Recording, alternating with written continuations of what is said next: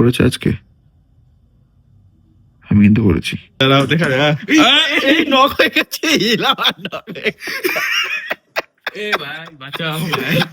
তো ভাই এখন হচ্ছে সকাল, অনেক সকালই হয়েছে আমার ক্ষেত্রে, 9টা বাজে, অনেক সকাল। আমি 10টা 11টার সময় উঠি। তো আজকে সকাল সকাল উঠে গেছি, তাই বললাম জিমে চলে যাই সকাল সকাল, কারণ প্রচন্ড ঠান্ডা পড়েছে।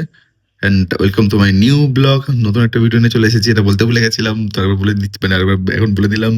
তখন আমি যাচ্ছি জিম করতে, কারণ আজকে প্ল্যান হচ্ছে আমি আর বেরোবো না।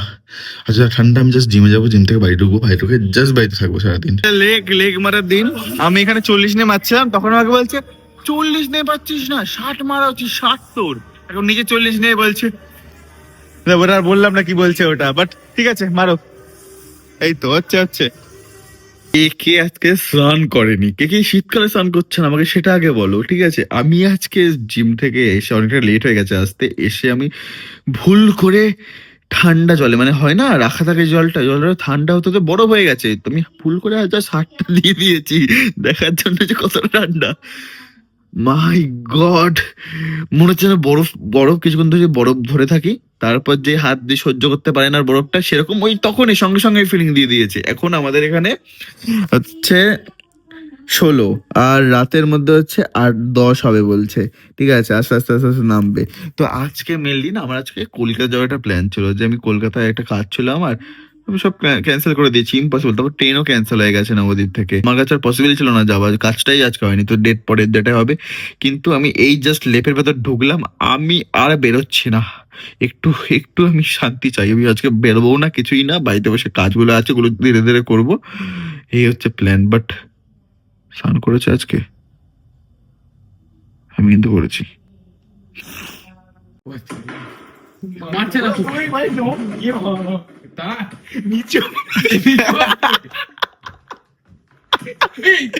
আরে কোথায় আছে?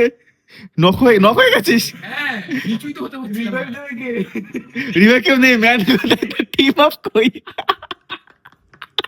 কি হাসছে মালটা। कोई मुझको चाय पिला दो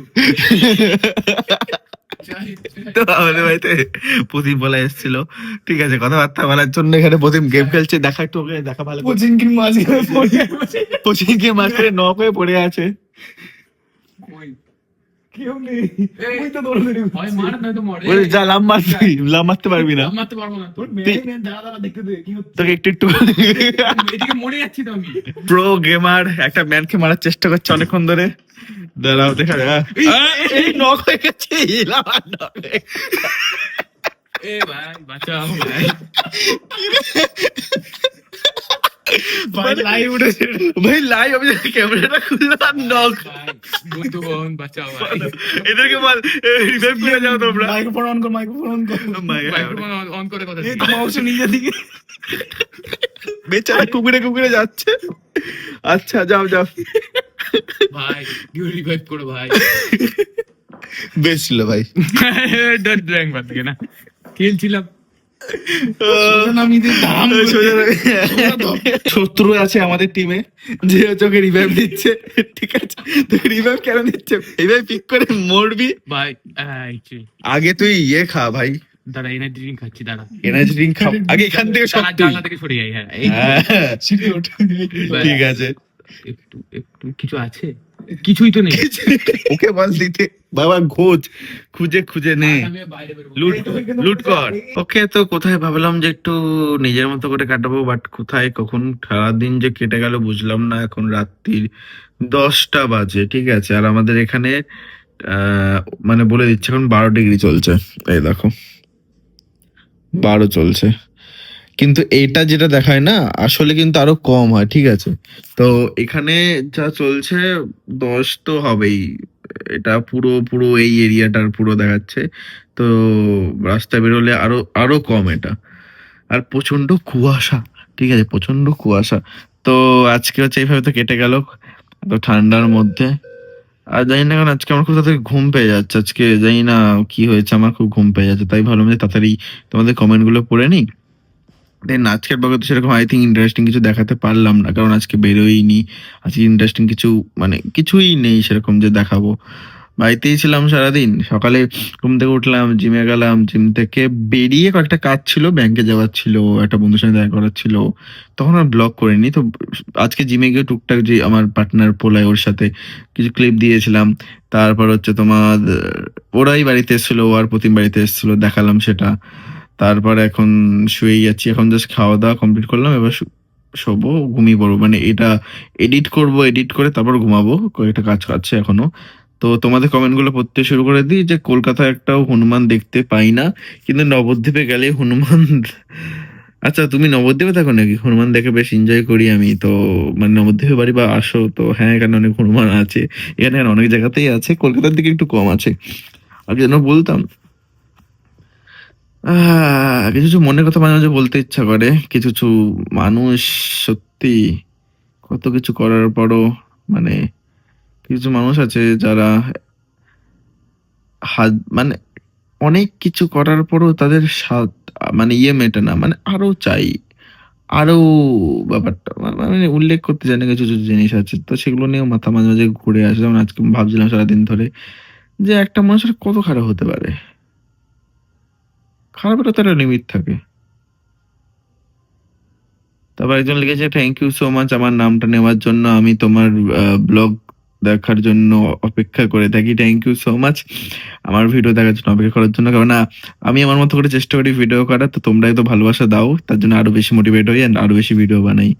দাদা খুব ভালো লাগলো তোমার সাথে দেখা করতে। কি হলো দিদি? বল। না বল না বল। একটু আমি এই কথাটা বলে নি, মানে ভিডিওটা করে নি। হুম, ঠিক আছে। দাদা খুব ভালো লাগলো তোমার ভিডিও দেখতে। ভালো লাগে, sorry, sorry. Thank you so much. দাদা আমার নাম নিও ইভা। হাই। দাদা আমি প্রতিদিন তোমার ভিডিও দেখি। হ্যাঁ, অবশ্যই দেখো and সবাইকে তোমার ফ্রেন্ডদেরও বলো দেখার জন্য বেশি, বেশি করে। দাদা খুব সুন্দর হয়েছে ভিডিওটা। Thank you so much. আমি জাস্ট আমার মনের কথাগুলো ওখানে বলেছিলাম আগের ভিডিওটাতে। হাই দাদা আমার খুব ভালো লাগে। প্লিজ, প্লিজ, প্লিজ রিপ্লাই দিও। এই তো রিপ্লাই দিলাম অবশ্যই। আ আমি তোমাকে সেদিন কমেন্ট করেছিলাম যেদিন আমি ইউটিউবে আচ্ছা আমি এতদিন ভাবতাম তুমি আমার থেকে ৪-৫ বছরের বড় কিন্তু এখন দেখি ৭ বছরের বড়। আচ্ছা। আরেকটা রিকোয়েস্ট রাখবে? হ্যাঁ, বলো অবশ্যই রাখার চেষ্টা করব। অ্যান্ড তারপর হাই একজন লিখেছে, হাই দাদা তোমার ভিডিও ডে 1 এ দেখছি অ্যান্ড কমেন্ট করছি খুব ভালো লাগে। বাট ২ দিন আমার কমেন্টে রিপ্লাই দাওনি। এই তো দিয়ে দিলাম। সরি তার জন্য। মাঝে, মাঝে একটু মিস হয়ে যায় কারুর না কারুর। তো প্লিজ তোমরা কিছু মনে করো না। হাই দাদা তুমি ভালো আছো? দাদা আমার তোমার ভিডিও দেখতে ভালো লাগে। দাদা আমার নামটা নিও প্লিজ। হাই সমাপ্তি। দাদা ইনস্টাগ্রামে মেসেজ করেছি। তুমি এখানেই বলো। ইনস্টাগ্রামে তো দেখার সময় হয় না। তুমি এখানেই কমেন্ট করো। আমি অবশ্যই রিপ্লাই দেবো। অবশ্যই বলবো তোমাকে। আমার নাম নিও রিঙ্কি। হ্যাঁ, হাই রিঙ্কি। তো তারপর চলে যাই হচ্ছে ফেসবুকে। ফেসবুকে যারা, যারা কমেন্ট করছো তাদেরটাও দেখি। আচ্ছা একটা ভিডিও ছেড়েছি আমি তোমাদের দেখাই। ভিডিওটা হচ্ছে ডিশ। এই ভিডিওটা এটা আমি ভাবলাম করি। বেবি এরকম একটা গার্লফ্রেন্ড কিন্তু আমিও ডিজার্ভ করি বেবি। ভিডিওটার রেসপন্স এই মনের মানে ঠিকঠাক মনের মতো যায়নি। আশাও করেছিলাম। মানে মাঝে, মাঝে ভাবি যে ঠিক আছে ভিউজ গেল না বা লাইক গেল না। বাট মন থেকে যে হ্যাঁ, ভালোই তো লাগছে আমার দিক থেকে ভিডিওটা। তো সেই হিসাবেই করা এই ভিডিওটা। দেখ আমি ওই পেজটায় যাই অ্যান্ড তোমরা বলো তোমাদের কোথায় কেমন ঠান্ডা? ঠিক আছে? সবাই স্নান করছো কিনা আমি শুনবো। কে আজকে স্নান করেনি? আমি জানতে চাই ঠান্ডার মধ্যে। আমি কিন্তু করেছি স্নান এই ঠান্ডার মধ্যে। কিন্তু বিশ্বাস করে এই ঠান্ডার মধ্যে স্নান করে মাথায় যে ঠান্ডার জলটা ঢালা হয় না তখন উফ! আর কিছু, কিছু পাবলিক আছে যেমন আমার একটা ফ্রেন্ড আছে তোমরা যেটা ভিডিও করে সানি ও প্রত্যেকদিন ঠান্ডা জলে স্নান করে। ও তো বলে জানি না সত্যি কিনা। বাট ও করে কি করে জানি না। যাই হোক আম ফেসবুক কমেন্টগুলো পড়া শুরু করছি। কথাগুলো সত্যি। সানি কমেন্ট করেছে। ও ১ম কমেন্টটা সানির কথাই বলছিলাম। তুই ভিডিওতেও মানে চলে এলি কোথা থেকে? যাই হোক বাঁচ আরো বাঁচ। ১০০ বছর, ২০০ বছর, ৩০০ বছর। সবাই চায় নিজের মতো করে ভালো থাকতে কিন্তু পারে না গো। সত্যিই তাই। সেটাই হচ্ছে ব্যাপার। মানে খারাপরা আরো খারাপ করেই যায়। মানে ওরাও যে ভাবে যে এত তো খারাপ করলাম, এত তো কিছু হলো। এবার তো থেমে যাই। বাট তারা তাও থামে না। এরপরও আমার মানে নিজেদের স্বার্থ যাই হোক। আমার একটা লাগবে বাংলাদেশে পাঠিয়ে দেন। কি হনুমান লাগবে নাকি? সিরিয়াস এটাই ঠিক। নজর ইস রিয়াল লাইফ এ খুব নজর লাগে। বেশি খুশি দেখানো নজর লেগে যায়। হ্যাঁ, বেশি খুশি থাকলেও নজর লেগে যায়। কিছু দেখানোই এর জন্য উচিত না। আমি তো পার্সোনালি আগের জন্য ব্লগও ভাবতাম যে কি নিজের লাইফ দেখাবো। তারপর ভাবলাম যে না, শেয়ার করা উচিত। কিন্তু খুব যে খুশি আছি বা এইটা হয়েছে, ওটা হয়েছে, ওইভাবে জিনিসটাকে মানে কি বলতো? যে দেখ ভাই আজকে এটা কিনলাম। এত দাম। বুঝেছি? ৳১,০০,০০০ দাম দিয়ে সোনাটা কিনেছি। দেখ। এইগুলো নয়। এগুলো না করাই বেটার। কিনেছি নিজের হয়তো দরকার ছিল বা মাকে দেওয়ার ছিল কিছু একটা সোনার জিনিস দিলাম। এটা আমার আর মায়ের মধ্যে। মানে আমি পার্সোনালি যেমন এরকম যে আমি যাই করি, গাড়ি কিনেছি আমি, বাইক কিনেছি। তো আমি কিন্তু বাইক কিনেছি এটা কেনার ৫ মাস আই থিংক, হ্যাঁ ৫ মাস পর রিভিল করেছি। তার আগে কাউকে জানাইনি।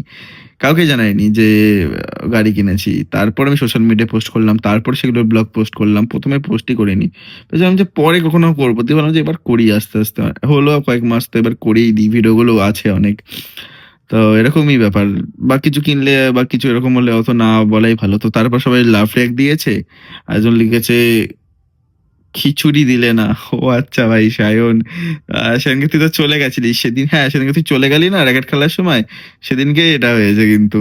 সেদিনকে তারপর প্রিয়া ফোন করলো, বলল যে, "আমার বাবা খিচুড়ি বানাচ্ছে। তোদের বলেছিলাম তো যে খিচুড়ি খাওয়াবো। আ খাবি?" আমি আর মিষ্টু তো ছিলাম। আমি ওরা দুজন তো যেখানে পাই সেখানেই খেয়ে নিই। এত ভালো লাগে খেতে। তো বললাম, "হ্যাঁ" দিয়ে নিয়ে চলে এলাম ভাই এটাই। তো সরি, পরের বার খাইয়ে দেবো। প্রিয়াকেও বল বানাতে আবার, মানে প্রিয়াকে বল বাবাকে আবার বানাতে। দেন হবে। তো চলো, ভিডিও কমপ্লিট হয়ে গেছে। আজকে সবার আম কমেন্ট পড়ে নিয়েছি। থ্যাংক ইউ সো মাচ পুরো ভিডিওটা দেখার জন্য। দেখা হচ্ছে কালকে আবার নতুন ভিডিওতে। বাই। আমি খুব ল্যাদ খাচ্ছি এর জন্য এভাবে শুয়ে আছি খুব ঠান্ডা বলে।